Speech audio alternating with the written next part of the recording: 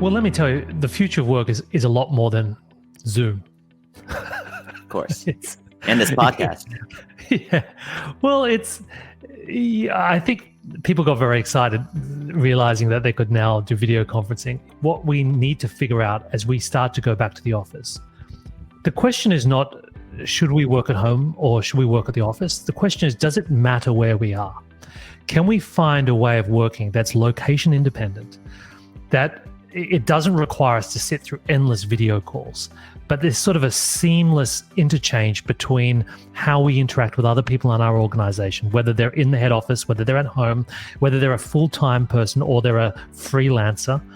Like, how do we better design the ecosystem of talent in our organizations, and also design around that new ways of tracking work, running projects,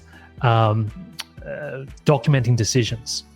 And this is what I think people miss, is that this 2020 crisis has just broken the mold, but we're a long way yet from rebuilding the organization of the future.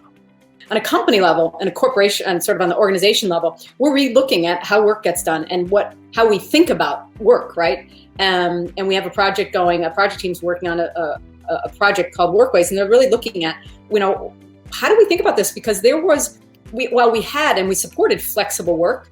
We had flexible work arrangements. You could agree with your manager, you work at home certain days, we've realized we can broaden that. And it's the analogous discussion we had, that we are working to figure out how do we broaden our humanity and how do we broaden our ability for people to be, more, show up in their way. It's the same thing with work. How do we think about broadening what's acceptable and how to think about it? I expect more people will work at home more frequently. Right? I expect more diversity of that. I also expect more intentional conversation from work teams and work groups to say, what do we need to do to create, what are our norms for how we're going to get work done? So there'll be guidelines, still principles, guidelines, some policy, of course, but also I just think we will have more flexibility for teams to decide on how they're going to do things. What do I imagine work being like? I do, there's a few things. First of all, I think it's not going to be all or nothing. We're not going to go back to how we were. I think it's going to be a hybrid for a few reasons. One, people are realizing that commute time now can be used for other things. Now that work and life have blended into one, there really is no boundary between the two. And people like the flexibility.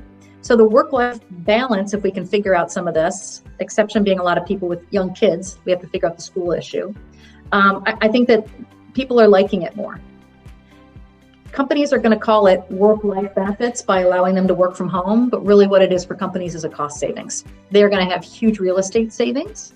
They're going to have huge travel savings, and they're going to realize that not everything has to be a meeting in person.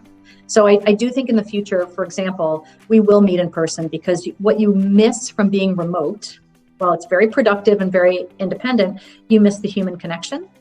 You miss the informal conversations. One of the things that I'm always asked about is how can emotional intelligence help us keep our connections during this digital distancing that we're all going through. And another is, now that artificial intelligence is taking over this and that job, isn't there a new premium on emotional intelligence? And my answer is yes. Just think, if you were really sick, would you rather have at your bedside a robot or a person? There's certain jobs and certain roles that just AI can never fill, because it's a machine, it's hardware, it's software. And that means that there, I think, is going to be a new premium on these abilities to manage emotions, to tune into emotions, and to relate to people effective because of AI. And I think, I don't know if work will ever go back to the way it was before. I think more and more people are going to say, hey, I don't have to go to the office, and they're going to work from home. But if they do work from home, I think we all need to make more effort to be empathic, to tune in. If you're in the same room with someone, if you're next to someone, say at a meeting, you sense what they're feeling. You pick up their nonverbals. If someone is on a screen, you've got facial expression, maybe tone of voice. You have to work harder to tune in, to empathize, and that takes emotional intelligence.